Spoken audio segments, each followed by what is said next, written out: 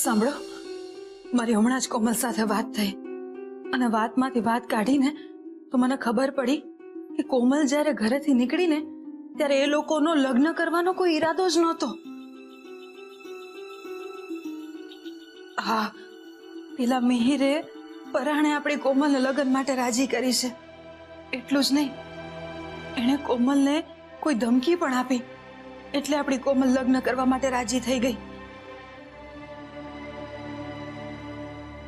હા હા, કારણ શોધવાનું તો હજુ બાકી છે, પણ તમે અહીંની ચિંતા ના કરો.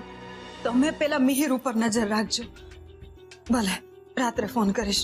જય શ્રી કૃષ્ણ. મમ્મીજી, કોની સાથે વાત કરતા હતા? કોમલે જે વાત કરી ને એ વિશે આરવના પપ્પા સાથે વાત કરતી હતી. કઈ વાત? તને ખબર છે, પેલા મિહિરે આપણી કોમલને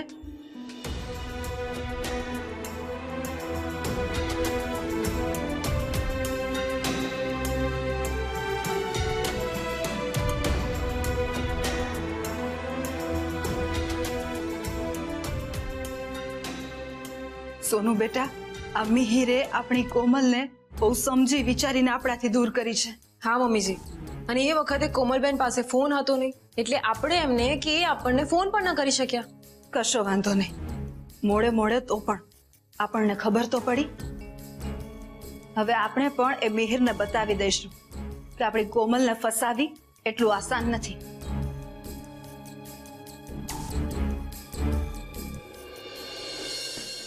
અરે શું જોયા કરે છે? ચાલ જમવાનું શરૂ કર. હા. વગર મ્યુઝિકે તારી પાસે ડિસ્કો ના કરાવડાવું ને તો મારું નામ જયરાજ મહેતા નહીં.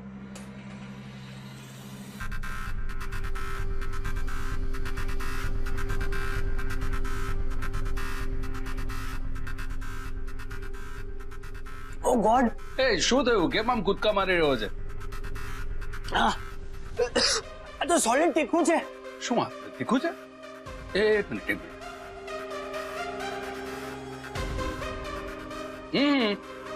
એકદમ નોર્મલ તો છે. અચ્છા, સમજી ગયો.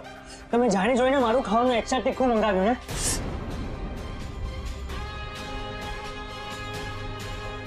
હે મિહિર, શું થયું? તને એમ લાગે છે મેં તારા માટે જાણી જોઈને તીખું મંગાવ્યું છે? આજો, તારી પ્લેટમાંથી હું ખાઉં છું. જો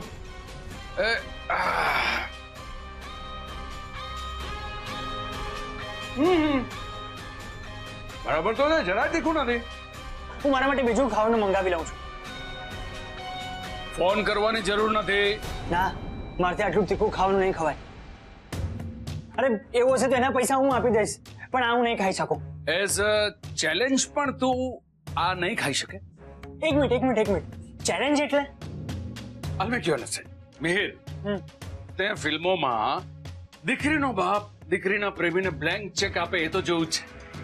તો એ નથી જોયું કે પ્રેમી પોતાનો પ્રેમ સિદ્ધ કરવા માટે પ્રેમિકાની સામે ચેલેન્જ જે મૂકવામાં આવે, મરચું ખાઈ જવાની, એ ખાઈ જતો હોય છે.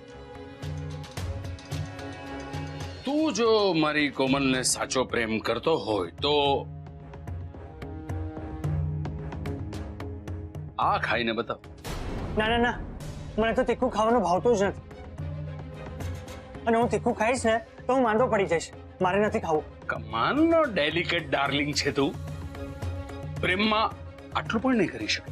અરે તીખું ખાવું એ કઈ પ્રેમનો બેરોમીટર થોડી છે. પણ તારા કેસમાં છે. જો મિહિર, તું તારી જાતને સાબિત કરવા માટે કોઈ પણ પરીક્ષા આપવા તૈયાર હતો ને, તો મારી દીકરીના પ્રેમ માટે તું કેટલું તીખું ખાઈ શકે એ પરીક્ષા હું લેવા માંગુ છું.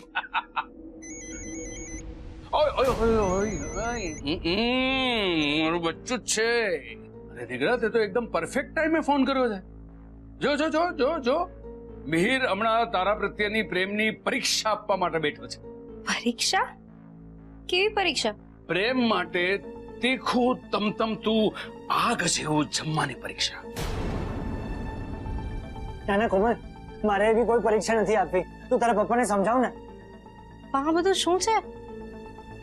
તમે પ્લીઝ એને ટોર્ચર ના કરો. અને એણે અમને આટલા બધા ટોર્ચર કર્યાનું શું? તે એના માટે કેટલું બધું કર્યું.